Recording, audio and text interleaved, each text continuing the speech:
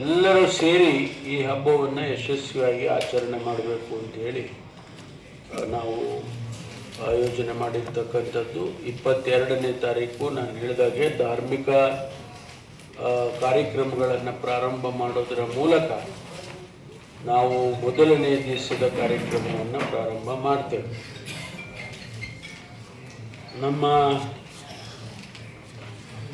ಜಿಲ್ಲೆಯಲ್ಲಿ ಬಹಳ ವರ್ಷದ ನಂತರ ನಮ್ಮ ತುಮಕೂರಿಗೆ ಕೇಂದ್ರದ ಸಚಿವ ಸ್ಥಾನ ಸಿಕ್ಕಿದೆ. ಮಾನ್ಯ ಸೋಮಣ್ಣವರು ಅವರನ್ನು ಕೂಡ ಈಗಾಗಲೇ ನಾವು ಆಹ್ವಾನ ಮಾಡಿದ್ದೆವು. ಅವರು ಕೂಡ 22ನೇ ತಾರೀಕು ಭಾಗವಹಿಸ್ತಾರೆ. ಮೊದಲನೇ ಕಾರ್ಯಕ್ರಮ